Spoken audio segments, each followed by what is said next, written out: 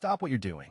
Picture this, a high-stakes gamble, years in the making, culminating in a single, heart-stopping moment of glory. This isn't just a story about football. It's a masterclass in strategic execution, human resilience, and the sheer audacity required to seize a dream. The unrivaled assembly of stars. The Los Angeles Rams didn't just win a Super Bowl. They engineered it with a blueprint that defied conventional wisdom. General Manager Les Snead famously declared, "F them picks," a mantra that became the audacious philosophy behind their roster construction. They weren't building for tomorrow. They were building for now. This meant sacrificing future draft capital like never before, trading away a king's ransom for established, elite talent. Imagine a complex chemical reaction where every ingredient, no matter how rare or expensive, is added for maximum immediate yield. Matthew Stafford, the prodigal quarterback, was acquired for 2 first-round picks, a third-rounder, and Jared Goff. He wasn't just a strong arm. He was the missing cerebral piece, capable of reading defenses and executing complex plays under pressure with pinpoint precision. Then there was Kupp, already a phenomenal receiver, whose relentless dedication transformed him into an NFL Triple Crown winner, logging an unbelievable 1,947 receiving yards that season. His precise routes and unmatched chemistry with Stafford turned every snap into a potential highlight. And standing as the immovable foundation of their defense was Aaron Donald, arguably the greatest defensive player of his generation, a force of nature who routinely commanded double and triple teams, yet still found ways to dominate. The mid-season acquisition of Von Miller, another Super Bowl champion and elite pass rusher, wasn't just adding talent. It was a calculated move to inject proven experience and a relentless motor into an already formidable defensive front. The Rams entered the 2022 NFL Draft without a first, second, third, or fourth-round pick, marking an unprecedented level of draft capital sacrifice for a Super Bowl contender in the modern era, a clear declaration of their all-in strategy. This was an expensive, deliberate, and undeniably risky strategy to create a championship-caliber team, not over time, but in a compressed, explosive window. The architect's vision, Sean McVay's discipline. Behind every audacious roster move was the steady hand and brilliant mind of head coach Sean McVay. At just 36, McVay was a coaching prodigy, known for his innovative offensive schemes and uncanny ability to connect with players. His discipline wasn't about rigid adherence to outdated playbooks. It was about fostering an environment of continuous improvement and meticulous preparation. He demanded perfection from his staff and players, not in a tyrannical way, but by setting an example of tireless work ethic and strategic foresight. McVay's offensive system was a finely tuned machine, leveraging play-action passes, diverse run schemes, and unique personnel groupings to keep defenses constantly off balance.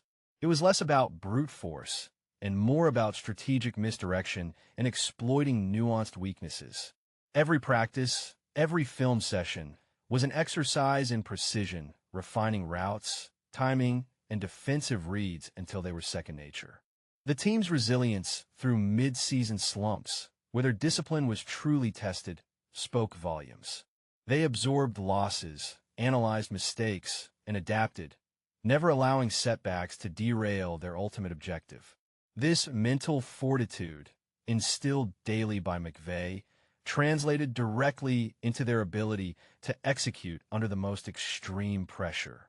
The coaching staff, including defensive coordinator Raheem Morris, built a defense that was both aggressive and intelligent, capable of adjusting its scheme on the fly to counter opponents' strengths. It was a complex symphony of talent and tactical genius, all orchestrated by McVay's unwavering vision. His discipline wasn't just about controlling the team.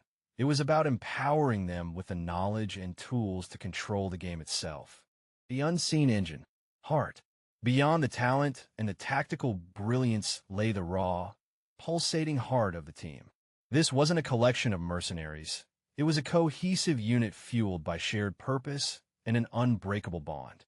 The veteran leadership, particularly from players like Stafford and Miller, permeated the locker room, fostering an unselfish, team-first mentality. Every player bought into the collective goal, understanding that individual accolades were secondary to hoisting the Lombardi Trophy. The narrative of playing a home Super Bowl in their magnificent SoFi Stadium added an almost spiritual dimension to their quest. The immense pressure of performing on their own turf, for their own city, wasn't a burden, but a profound motivator. It transformed the Hollywood ending into a personal imperative. Think of it as a kinetic energy that built throughout the season, transforming into an unstoppable force during the playoffs. Stafford's journey, often overshadowed by a career on struggling teams, brought an emotional depth to his performance. This was his moment, meticulously earned. Kupp's almost obsessive dedication, spending countless hours after practice refining his craft, became legendary. These individual stories of grit and perseverance woven together created a tapestry of collective belief. When the chips were down, the Rams didn't just rely on their talent. They drew on a deeper well of emotional fortitude. They trusted each other implicitly, celebrated every small victory, and uplifted one another through every challenge.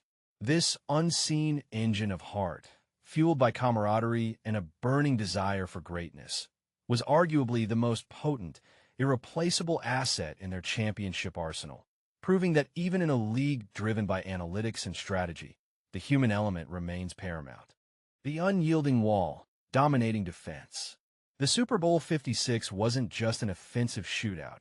It was a defensive masterpiece, particularly against one of the league's most promising young teams, the Cincinnati Bengals, led by the unflappable Joe Burrow and his explosive arsenal of receivers like Jamar Chase. The Rams' defense didn't just stand tall. They imposed their will, systematically dismantling the Bengals' rhythm.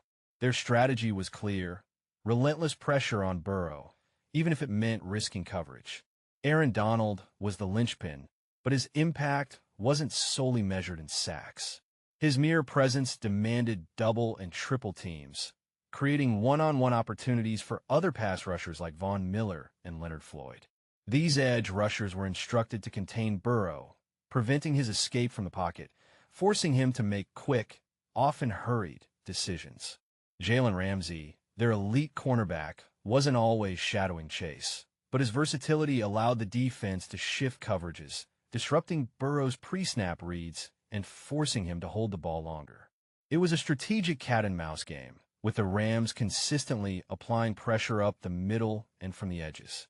In the Super Bowl, the Rams' defensive line, often utilizing a three-man rush, managed to generate more quarterback pressures, 14, than any other team in a Super Bowl over the past 5 seasons, defying conventional wisdom that suggested blitzing was necessary to disrupt Joe Burrow. This was a testament to the individual dominance of their defensive linemen and their coordinated rush lanes. The most crucial defensive moments in the game came in the fourth quarter. The goal line stand that thwarted a potential Bengals scoring drive, and of course, Aaron Donald's game-clinching pressure on Burrow on fourth down, sealing the victory. This defensive unit wasn't just about star power. It was about coordinated chaos, disciplined execution, and an unyielding refusal to break, even when fatigued. They were the immovable object against the irresistible force, and in the end, the object won. The final stand, a masterclass in determination. The stage was set for the ultimate Hollywood ending, but it hung by a thread. Late in the fourth quarter, trailing the Bengals, the Rams faced a gut-wrenching deficit. The weight of the season, the gambles, the expectations, all converged onto that single do-or-die drive. This was where pure determination took center stage, unadulterated and undeniable. Matthew Stafford, with the steely gaze of a seasoned veteran, orchestrated the comeback with ice in his veins. Every throw was measured, every decision precise. But the undeniable hero of that final act was Cooper Kupp. His connection with Stafford transcended mere chemistry. It was an almost telepathic understanding forged through thousands of practice reps. On fourth down, facing an impossible scenario, Stafford trusted Kupp implicitly, and Kupp delivered, extending the drive. Then came the critical pass interference call, setting the Rams up at the Bengals' 1-yard line. The drama was palpable, the tension suffocating. And then, the game-winning touchdown. A precisely thrown fade to Kupp, who made an incredible adjustment and catch, securing the lead. But it wasn't just about the touchdown. It was the sustained focus, the ability to block out the roaring crowd, and the crushing pressure, the refusal to succumb to doubt. It was the embodiment of every sacrifice, every extra hour of practice, every moment of adversity overcome throughout the season. The final drive wasn't just a series of plays. It was a narrative arc compressed into minutes, showcasing resilience, leadership, and an indomitable will to win.